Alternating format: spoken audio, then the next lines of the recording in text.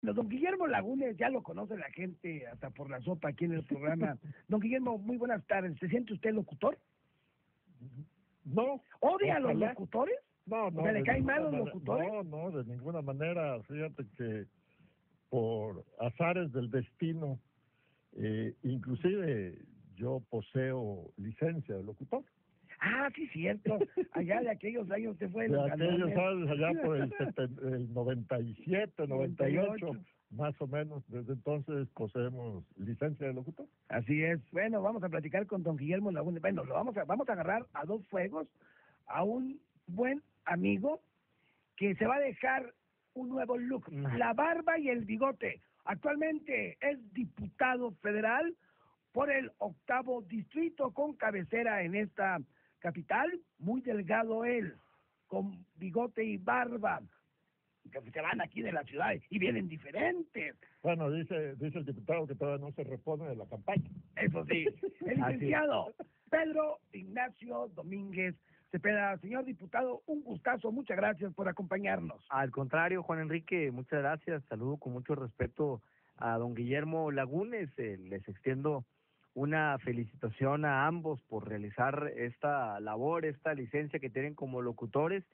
aunque yo sé que son mucho más que eso, ¿no? Son verdaderos analistas, periodistas, y un saludo a todas aquellas personas que desarrollan esta labor fundamental en la sociedad contemporánea, de transmitir a través de las ondas radiales o televisivas ideas y darnos la oportunidad a nosotros de poder platicar con las muchísimas personas que ahorita nos escuchan. Bueno, ya estamos de regreso con don Guillermo Lagunes y el diputado federal Pedro Ignacio Domínguez Cepeda.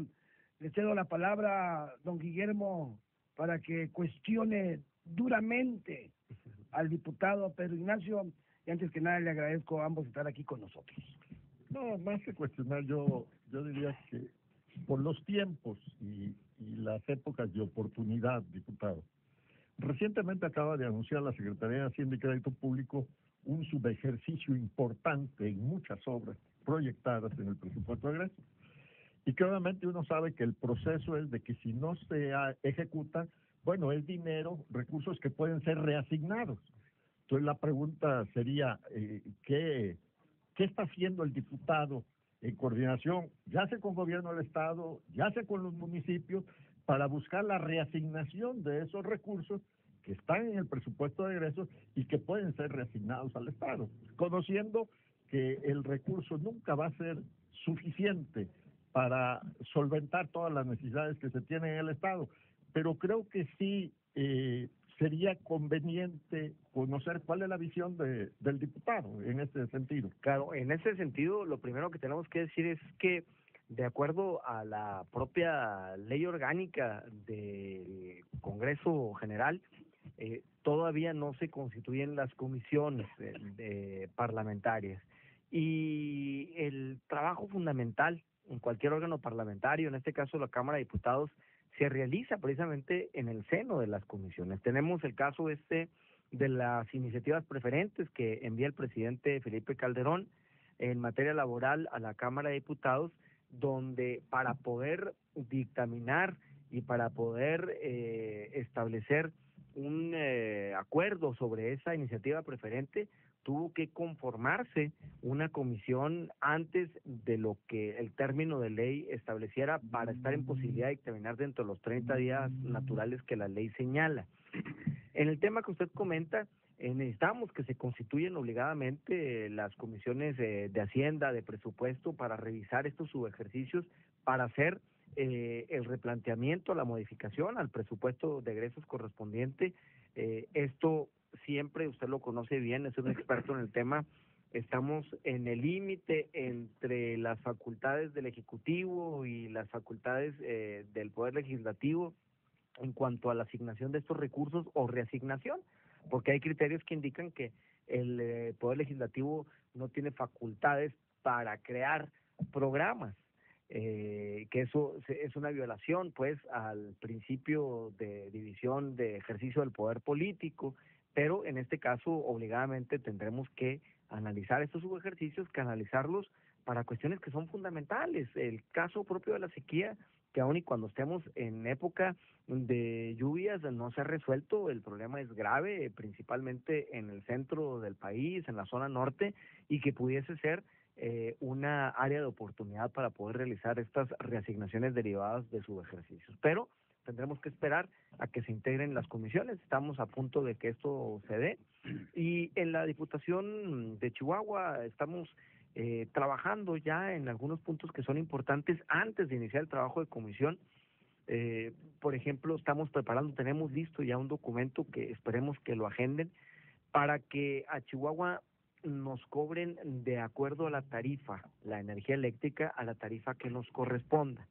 Actualmente nos cobran con la tarifa 1B, que es una tarifa sumamente cara, nos cobran bimensualmente y el criterio se basa en una medición de temperaturas, en un promedio de temperaturas que de inicio resulta totalmente ilógico en una zona desértica o semidesértica como es el estado de Chihuahua, algunas zonas de Chihuahua, donde tenemos altas temperaturas durante el día y muy bajas durante la noche, lo cual nos da un promedio que no corresponde a la realidad, porque durante el día yo les pregunto a quienes nos están escuchando, en los meses de junio, julio, ¿quién no necesita por lo menos un ventilador para medio mitigar el asfixiante calor que tenemos en esa fecha? Y eso hace que se eleve el consumo de energía eléctrica.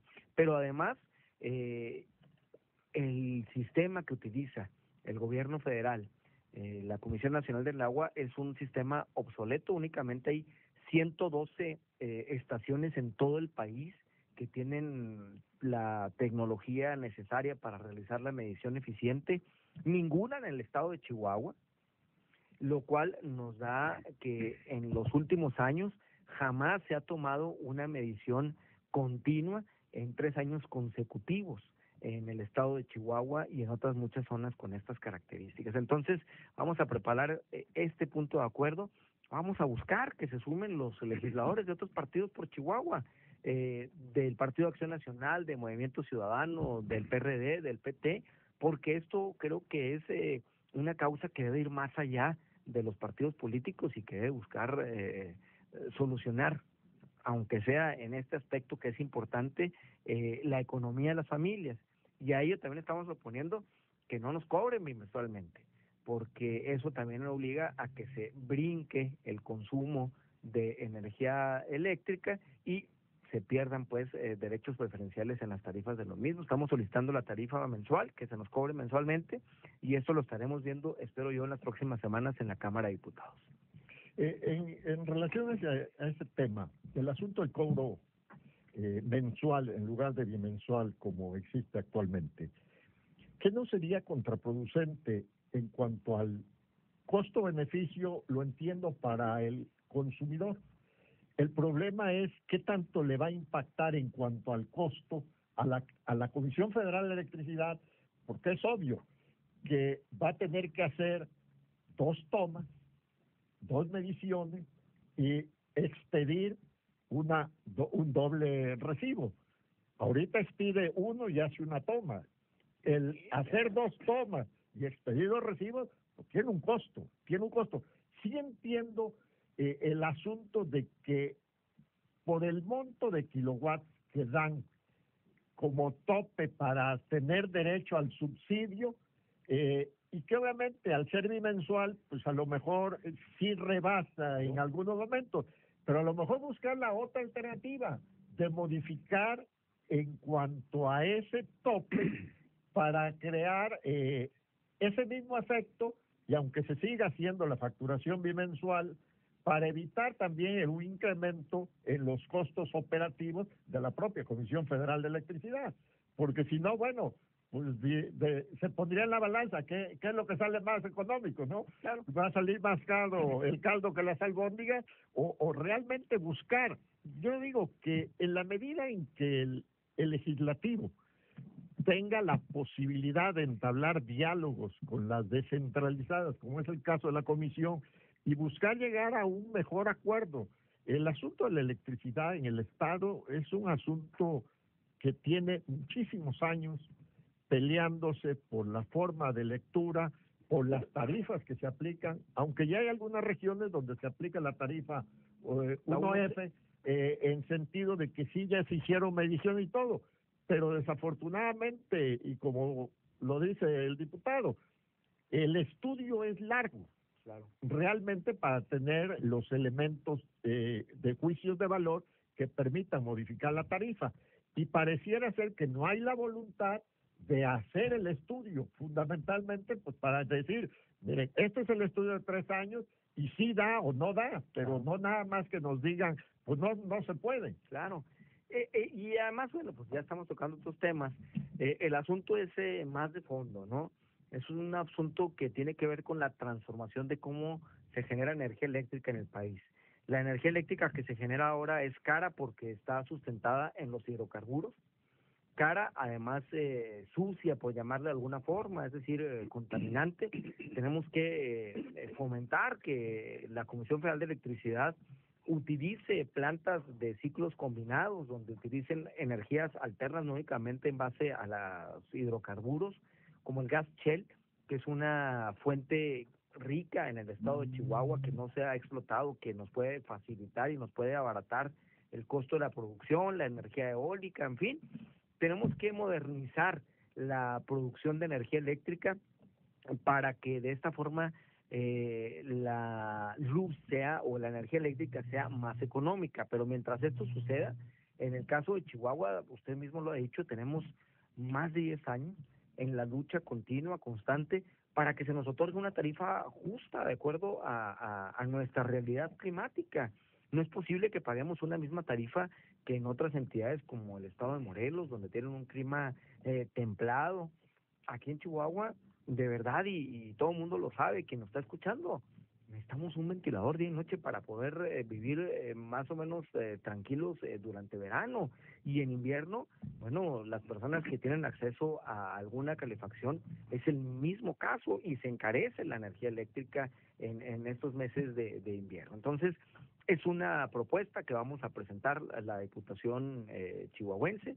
Espero yo que sumemos la voluntad de todos los miembros de otros partidos políticos y que pronto podamos subirlo a la más alta tribuna del país y defenderla pues ante el gobierno federal, independientemente del color partidista, si es en esta administración o la siguiente tendremos que hacerlo. Vamos a una breve pausa comercial.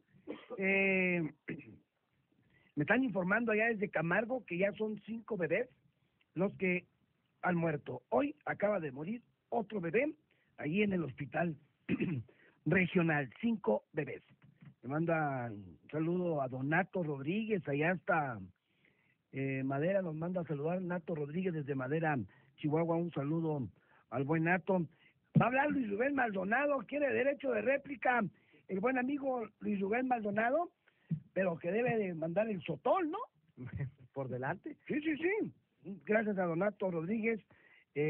Acá están las llamadas. Bueno, estamos en la llamada. Vámonos a una breve pausa comercial, platicando con don Guillermo Lagunes, analista político, y con el diputado federal por el 8º distrito con cabecera aquí en la capital del estado, el licenciado Pedro Ignacio Domínguez Cepeda. Y hay muchos temas que tratar con los diputados federales y sobre todo si van a cumplir o no con con lo que prometieron en campaña. Están mandando muchos saludos, diputado. Oiga, diputado, aún están ahorita con lo de Felipe Calderón, ya La el primer, sí, la glosa. Oiga, Lili Aguilar, ¿quién iba a pensar que iba a subir a la tribuna? Pero bueno, en fin, ¿usted no se subió a la tribuna? No, ¿Le esperemos. tomaste la foto? Aquí. No, digo, esperemos subir pronto para presentar esta iniciativa que busca más que nada. O sea, me está usted diciendo que es de la burbuja de los diputados federales, porque no cualquier diputado le dan chance de subirse a tribuna. Pues digo, esperemos subir pronto. Creo que es una iniciativa con un alto contenido social que busca hacer justicia a la economía. Su papá, don Pedro, su papá, a quien respetamos mucho, ¿desde hace cuántos años? Desde que nos retiraron el subsidio, ¿no? En este movimiento contra las tarifas de energía eléctrica. Desde que se retiró el subsidio, ¿no? Hace más de 10 años.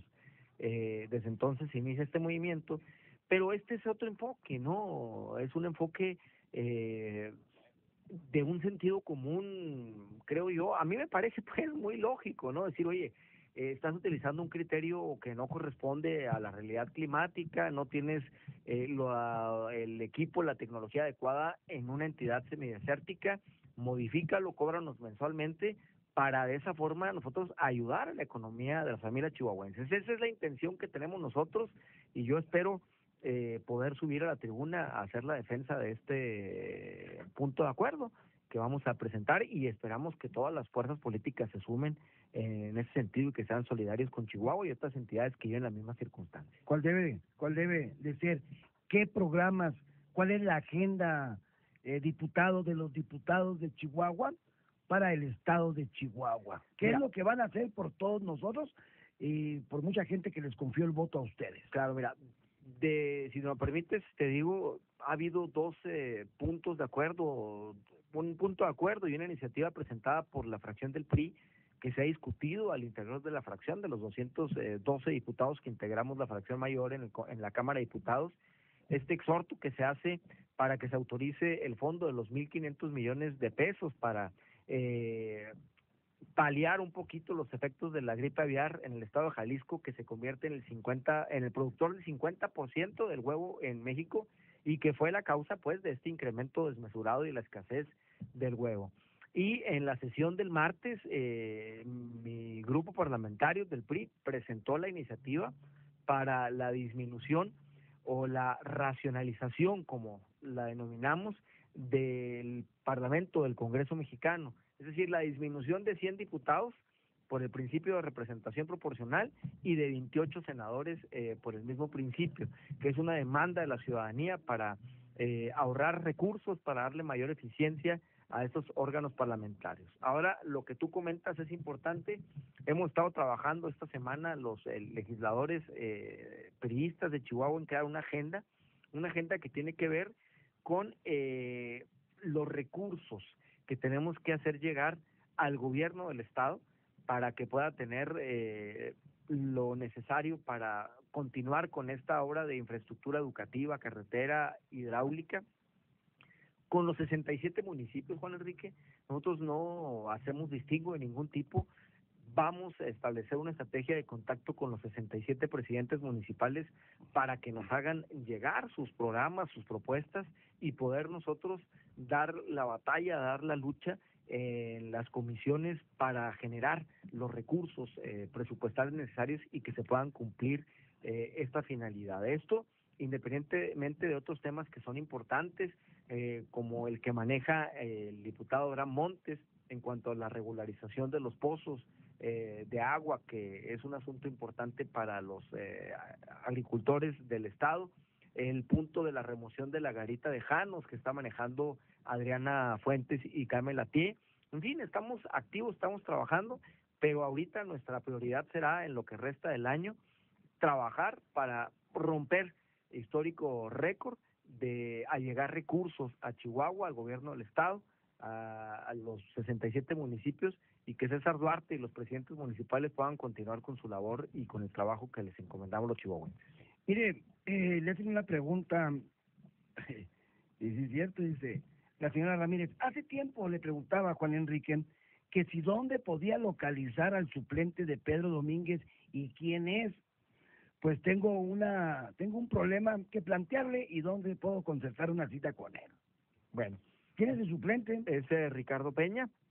Ricardo Peña, el de la Junta de Agua. El de la Junta de Aguas, pero a la señora Ramírez, ¿verdad? Señora Ramírez, le digo que nosotros cumplimos ya nuestro primer compromiso de campaña. Su casa de campaña. No es casa de campaña. Bueno, casa de enlace. Es una oficina de gestión social y vinculación ciudadana. Mismo, hombre. No, señor. Desde antes de iniciar formalmente con nuestro trabajo en la Cámara, está ubicada en la avenida 20 de noviembre 3303. El teléfono es 415-2828. Ahí estamos trabajando ahorita de 9 a 3 de la tarde, y yo estoy los lunes y los viernes, porque los otros días estoy en la Ciudad de México, pero ahí... ¿Se llevó a toda la familia a México? No, aquí está mi familia, tienen que seguir con su vida, con su escuela, yo voy a cubrir los compromisos. Dice que el puesto nada más demora 3 años. Nada más 3 años. Así ¿Y la es. vergüenza? Toda la vida, dicen. Pero hay que sacrificarse por la nación, Juan Enrique. Ay, yo me quiero sacrificar por la nación por 1.800.000 pesos al año de sueldo. Eso es. Eso fíjate, gana, gracias por la noticia, no sabía, te digo. Ya sabe, aquí lo estamos informando. No es tanto. Eso ganan. Un diputado federal le cuesta a los mexicanos por sus 3 años de ejercicio sacrificio a la nación algo así como 5 millones de pesos. Acaban de dar, es más, los diputados Alejandro Cano y Mauricio Ochoa, ya que terminaron su ejercicio, pues en la evaluación que se les hace, ahí salió lo de la lana a todos los de Chihuahua, pues.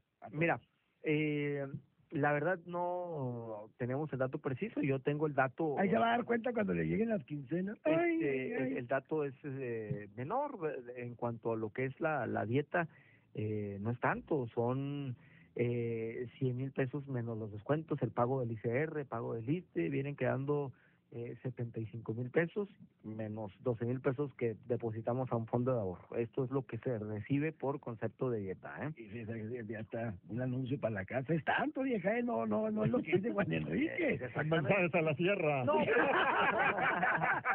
te lo digo, Juan, para que lo escuches yo. Sí. Vamos a una breve pausa. Nos seguimos aquí platicando con don Guillermo Lagunes, analista político, y el diputado federal Pedro Ignacio Domínguez Cepeda. Le manda a saludar el regidor Poncho Márquez, diputado. El buen Ponchito Márquez, un saludo. Agustín Ávila también le manda a saludar el buen amigo Agustín Ávila del Instituto Estatal Electoral. Le mando un saludo. Compañero de equipo de Ponchito, que nos coronamos, Juan Enrique, hace un par de semanas obtuvimos nuestro campeonato. ¿Cómo? ¿Quién andaba en México? ¿El domingo? Híjole, para todo. Para todo el tiempo. Para todo el tiempo. Le manda a saludar el profesor Raúl Pando. Un saludo al profesor Pando. Gustavo Quesada, el mejor promotor deportivo en Chihuahua. Bueno, él fue el que me dijo lo del LAC. Le da gracias al diputado por haber apoyado la carrera Éxtasis Disco y saludos al programa y a todos los locutores. Los esperamos en la carrera de la Independencia este domingo. Pues Gustavo Quesada invita a las carreras y él nunca participa. Pues, Victoria Morales manda, no, porque ya no tiene condición física. Victoria Morales manda a saludar a Alejandro Robles, saludos a los invitados, un actor de la fíjense, que friegan acomodan, Gracias, don Alejandro Robles. Dice, un actor de la política, Pedro Domínguez. Un crítico de los actores políticos, don Guillermo Lagunes, y a Juan Enrique. No, pues no, ya no los vuelvo a invitar. Marisol Fernández de la Colonia Granjas, un saludo especial al diputado Pedro Domínguez. Sabemos que su trabajo hablará por sí solo en la Cámara. La señora Olga Sánchez felicita a todo el equipo de locutores de Antena 760. Héctor Ruiz, presidente del Colegio de Contadores, también un saludo especial a los invitados y en especial a los locutores de Antena FM, siempre tan profesionales. ¿Ves? Don Guillermo quería fusilar al diputado. No, yo dos temas. De eso se trata. Dos temas. El primero tiene que ver con la asignación de recursos. La ley de coordinación fiscal, que data de 1980, donde la federación transfiere todas las potestades recaudatorias y entonces a partir de ahí crea la forma de distribuir que aparece en el capítulo 5 en el fondo de aportaciones y en la primera parte lo que son las participaciones. Sin embargo, todavía se sigue manteniendo aquel viejo concepto del 80-20. Y ahí mismo en la propia ley dicen que lo mínimo es el 20. Claro, no conozco estado. Sí hay algunos estados que han subido ese 20, pero castigando porque no les dan participación en los ingresos estatales. O sea, lo cual compensa, pero que al final de cuentas sigue siendo el 20. Realmente para darle la autonomía a los municipios, que es la piel más cercana del contribuyente, la autoridad más cercana al ciudadano es la autoridad municipal. No es ni el Estado ni la Federación, es el municipio. Pero sin embargo, en la cadena de distribución es el más amolado. Es el más afectado. Es el más afectado porque no tiene los recursos suficientes para hacerle frente a todas las necesidades que le plantea la ciudadanía. Fíjese, me río porque yo soy maestro de Derecho Municipal en la Facultad de Derecho. Y ahorita estamos analizando ese tema precisamente de cómo surge el concepto de municipio libre. Surge apenas en 1917, previamente no existió, ni siquiera en la Constitución del 57, y la discusión se centró en el constituyente en cuáles eran las fuentes de ingresos de los municipios. No fue hasta 1983, en la reforma que impulsa Miguel de la Madrid, cuando se establecen las fuentes de ingresos exclusivas de los municipios, que son las relativas a la propiedad inmobiliaria. Pero yo creo que no podemos hablar de federalismo, ni municipalismo, ni de autonomía, si no hablamos de autonomía hacendaria. Y esta fórmula que usted señala, 80-20, es muy clara, cuando en el 20 únicamente 3 centavos son para los 2.500 municipios más o menos que existen en el país, y cuando ellos son los que realizan y prestan los servicios que nos dan el día a día a los ciudadanos, el alumbrado público, la pavimentación, la seguridad pública, el parque, el jardín. Luego por eso vemos cómo los municipios tienen que recurrir a esta otra forma de formación hacendaria, que son los famosos empréstitos, que no es otra cosa más que los préstamos, porque no tienen capacidad para generar por sí solos recursos. Caso del municipio de Juárez, que es un municipio como Chihuahua, administrativamente moderno, eficiente. Juárez recauda el 48% de recursos propios, Chihuahua el 42-43%. Es decir, el restante 47, 42%, 52%, 57% proviene de las participaciones federales, que también se hacen constitucionales hasta 1983. Entonces, tenemos un retraso enorme en el municipio cuando está concebido por el constituyente del 17 como la base de la organización política y administrativa del Estado mexicano. Y mientras no logremos nosotros reformar precisamente este sistema de coordinación fiscal en torno a su piedra angular, que es la ley de coordinación fiscal, dándoles mayores recursos a los estados y municipios, bueno, pues seguiremos en la misma circunstancia que actualmente vivimos.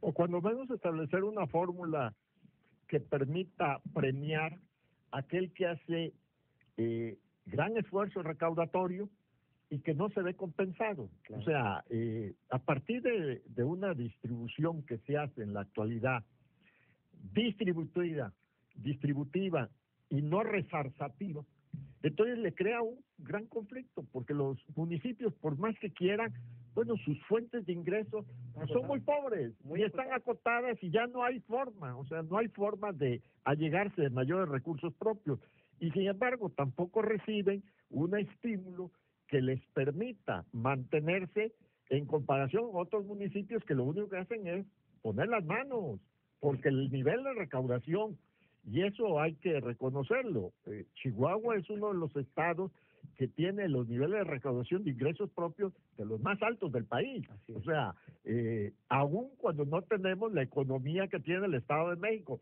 pero porcentualmente Chihuahua es de los estados que más recauda ingresos propios. Sin embargo, no recibe estímulo a eso. Y por último, yo quisiera, aprovechando el comentario que hizo de la presentación de la iniciativa de la reducción de 100 diputados pluris y 32 senadores de representación proporcional ambos, el asunto aquí, además de la cantidad de diputados, que no tiene que ver con la calidad, desde luego, el asunto yo lo planteo desde la perspectiva de el por qué la oposición, porque inclusive en algunas ocasiones a uno escuchado, o al menos el planteamiento del presidente de la República electo, el licenciado Enrique Peña Nieto, él se ha manifestado en desacuerdo de la reelección. Sin embargo, la calidad del poder legislativo no va a crecer si no llegamos a la reelección. Totalmente de acuerdo. O sea, mientras sigamos manteniendo el asunto de que, como si fuera un tabú hablar de la reelección, me parece que ya lo superamos el asunto. O sea, creo que el asunto de la reelección tiene que ver más con el Ejecutivo que con el Legislativo. Y sin embargo, en el Legislativo, pues no avanzamos y estamos atorados.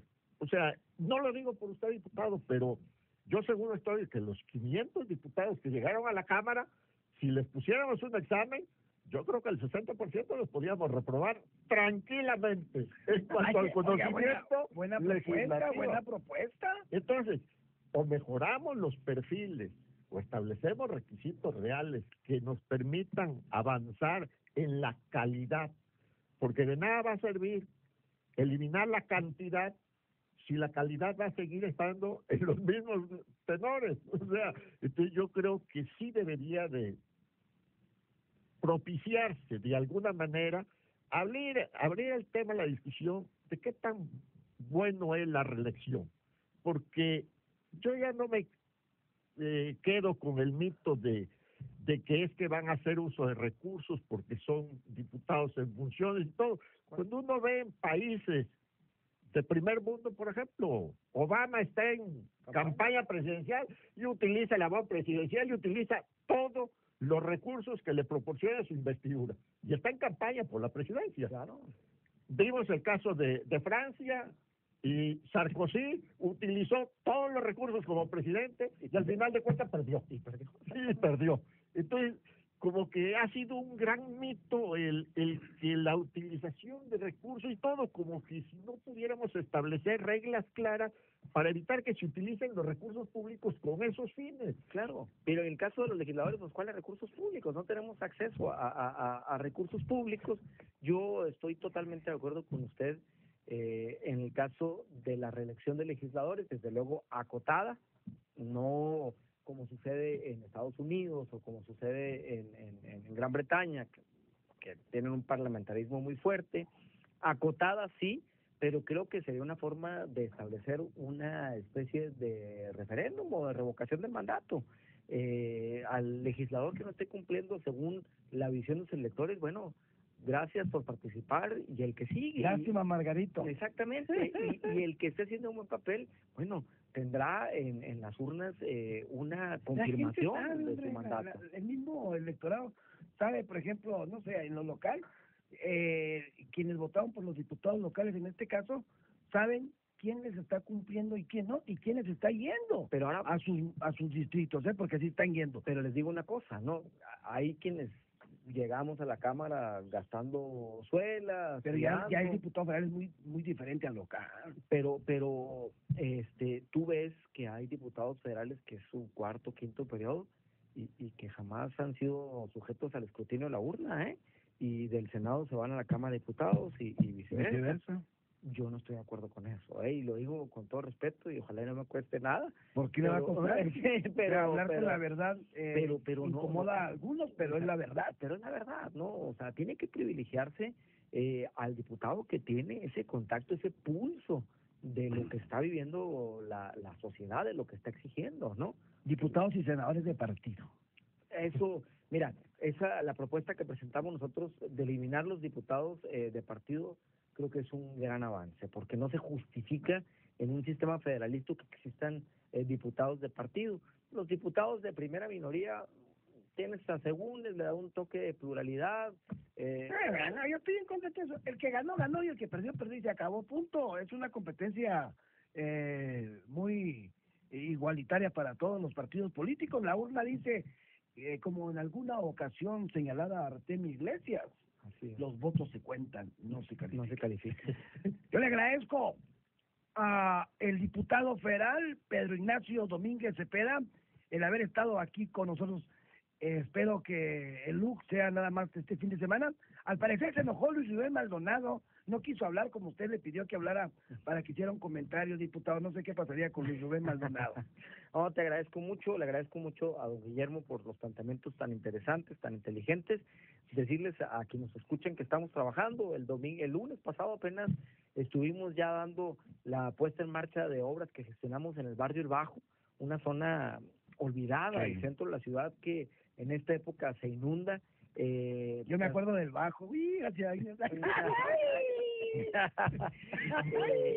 Yo sí fui ahí a vacilar, chavito. Ahí vendía el Heraldo yo, de veras, el Heraldo de la tarde, y tenía mis entregas yo. Muy Las bien. puertas eran unas cortinas y ¡ah, el Heraldo, Heraldo! ¿En serio? ¿De veras? ¿Se acuerdan de lo que se fue? Ok, ya ve que... Estuvimos ahí, inauguramos un torneo de fútbol el 22 de septiembre en la unidad Vasconcelos. Tratamos pues de romper con ese paradigma de los diputados que luego pierden el contacto con los electores. Gracias, diputado Veras. Al contrario. Muchas gracias por haber estado aquí con nosotros. También a don Guillermo Lagunes, se quedó muy sonriente. Recuerda viejos tiempos ahí en el Barrio Bajo, don Guillermo. Sí, seguramente. ¿O no había? Las puertas no eran unas cortinas. Así es, Ah, ok, yo no. así es. Yo no pasaba por ahí. Yo no sé. No, te estaba muy chico. No, estaba Estaba muy chico. muy joven. Estaba muy joven. Muy niño. No, al contrario, Juan Enrique, gracias por la invitación y gracias por la franqueza del diputado para responder a las inquietudes. No le Me parece que es un diputado joven con, tampoco. con intenciones buenas y desafortunadamente los que conocemos cómo se maneja la Cámara pues no necesariamente son los que sobresalen. Desafortunadamente la Cámara Federal sigue siendo manejada por una burbuja en donde de 500, si uno ve desfilar en la tribuna a 50 gentes durante toda la legislatura, se me hacen muchos. Entonces ya el tener la intención de la participación y la presentación de iniciativas que permitan resolver la problemática que tiene el Estado, o cuando menos que le muevan allá en la parte del centro del país, de que, pues aun cuando estamos en el norte, pues requerimos también que el centro voltee al norte, porque sí padecemos algunas situaciones de injusticia distributiva. Así es. Gracias a Pedro Ignacio Domínguez Cepeda, diputado por el 8º distrito, a don Guillermo Lagunes, analista político. Nos tenemos que retirar.